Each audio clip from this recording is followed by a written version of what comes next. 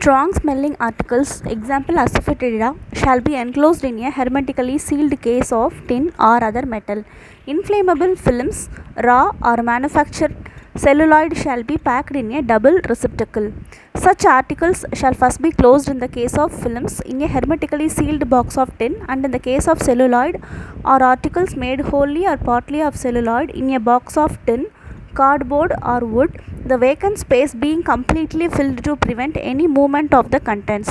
This box shall then be wrapped completely all round with padding material in sufficient quantity and placed inside a wooden box made of planks not less than 10 mm,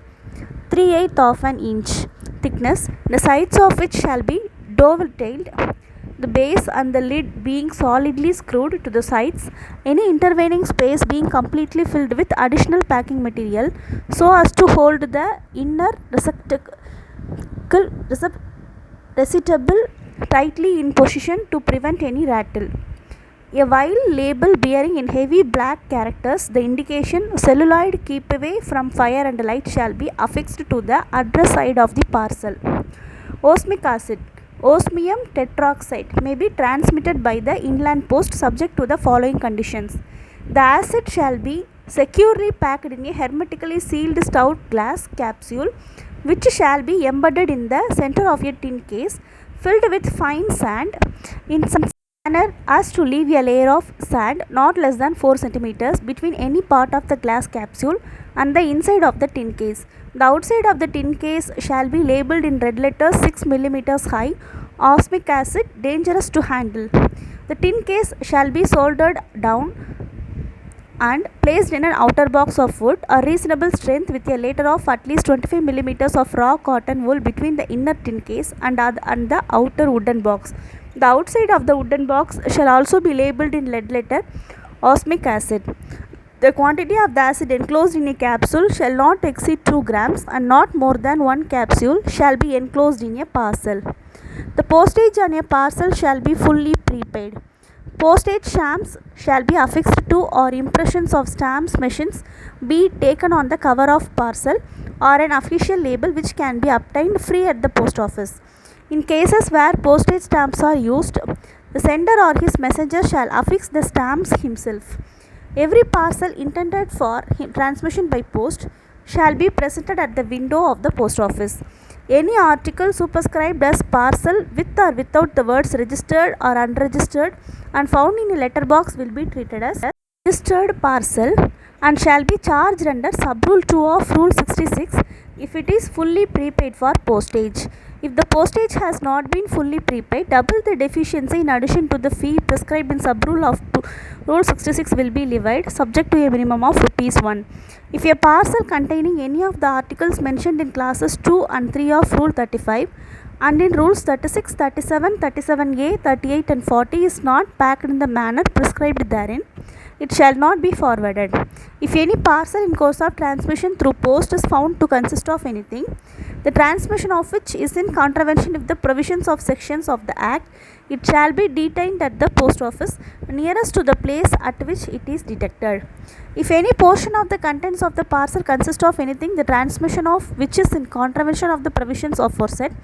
the said portion shall be destroyed by the post office and the remaining portion may at the request of the sender be either repacked by the post office and forwarded to the sender addressee, the necessary additional forwarding charges being collected for this purpose are sold by the post office, and in the later case the proceeds realized on sale shall be remitted to the sender after deducting the expenses incurred in connection with the sale and the charges required for remitting the amount due to him. Nothing contained in sub rule 4 shall affect the liability of the sender in respect of any contravention committed by him and punishable under section 61 of the Act. Every parcel posted at or addressed to such places as the Director General may from time to time notify in the Post and Telegraph Guide in this behalf shall be accompanied by a declaration in such form as may be prescribed by the Director General containing a statement signed by the sender as to the nature of the contents and their value. Logistic post. The Director General may authorize the heads of postal circle to specify from time to time the designated office and designated place where the articles called as logistic post articles may be booked at or addressed to subject to the following conditions, namely,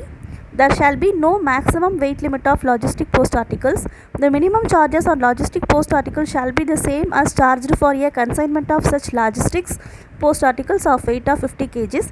A special receipt shall be given by the designated office to the person who presents such logistic post articles for booking at the designated office. The weight volume equivalence to determine the weight for the purpose of rate to be charged on the logistic post article shall be such as the Director General may from time to time specify in this behalf. Logistic post articles shall be presented for booking in such a manner that they are safe for transmission and secure against pilferage, tampering, manipulation,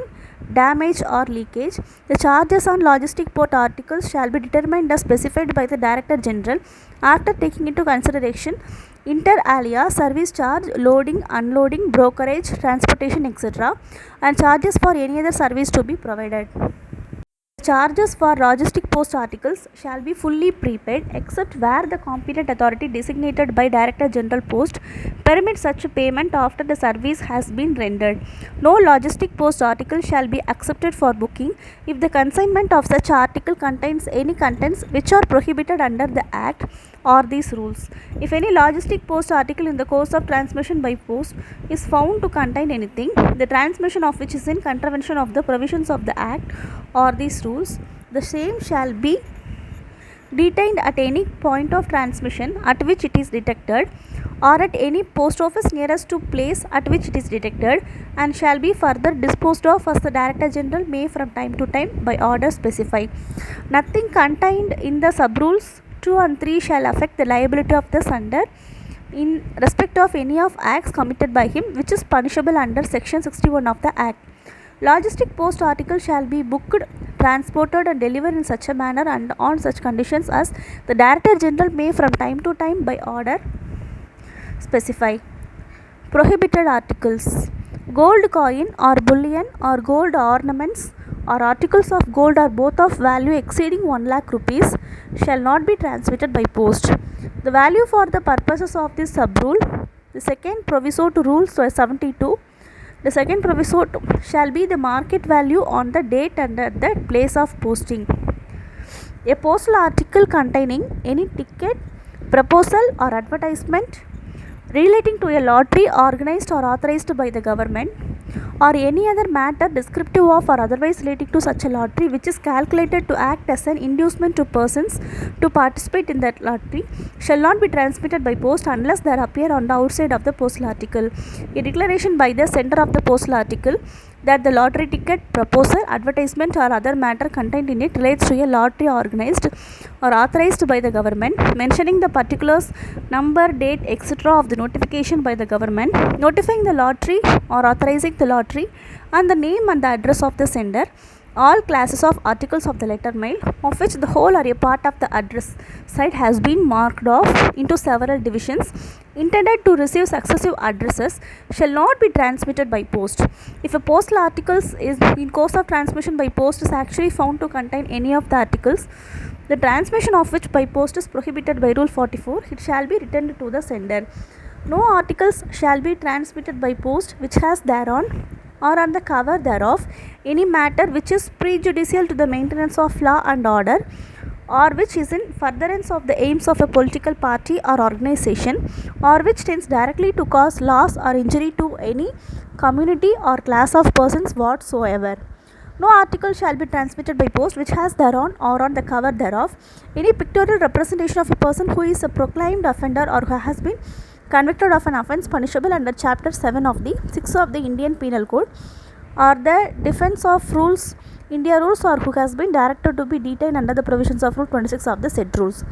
If any article in course of transmission by post is found to contravene the provision of Sub-Rule 1, it shall be sent to the office of the Postmaster General and shall there be dealt with in the manner provided in Section 29 and Rule 210 to 214 as if it were an undelivered postal article which cannot be disposed of under Section 37 or Section 38 of the Act. No article shall be transmitted by post which has anything written, printed or otherwise impressed upon or attached to its address side which either on account of its being likely to be mistaken for stamps used for the payment of postage, or by inconvenient proximity to any such a stamp, or by tending to prevent the easy and quick reading of the address, or in other way is in itself or in the manner in which it is written, printed, impressed or attached, likely in the opinion of the Director General to embarrass the officers of the Post Office in dealing with such article. No article shall be transmitted by post which bears any stamp that was at any time but is not now in use for the payment of postage, or which has printed or otherwise impressed upon or attached to it, or any part of it, a facsimile, imitation, likeness, reproduction or representation of such a stamp. If any article in the course of transmission by post is found to contravene the provisions of Subrule 1 or 1A, it shall be returned to the sender. No articles sent in envelopes which are wholly transparent shall be transmitted by post. Articles in envelopes with a transparent panel may however be transmitted by post, provided they conform to the following conditions. The transparent panel shall be parallel to the greatest dimension, so that the address of the addressee appears on the same direction and the application of the date stamp is not interfered with. The address shall be clearly legible through the panel, and no other communication shall be visible through the panel so as to affect the clarity of the address. If any article in the course of transmission is found to contravene the provisions of Subrule 1, it shall be returned to the sender. No article shall be transmitted by post in any envelope with an open cutout panel which does not conform to the following conditions, namely, the open cutout panel must not exceed 10 cm in length by 3.5 cm in breadth. The panel must extend parallel to the length to the envelope. A minimum space of 1.5 cm must be left above the panel for the postage stamp and the date stamp and the date stamp impression. No writing or printing other than the address may be visible through the panel, and the address must appear through the panel in such a manner as can be read easily. The enclosure must be so folded that it cannot move about in the envelope and thus cause the address to be hidden. A minimum space of at least 1.5 cm must be left between the sides and base of the cutout panel and the respective edges of the envelope. If during the transmission by post an envelope with an open cutout panel is found to be not in conformity with the provisions of Subrule 1, it shall be returned to the sender.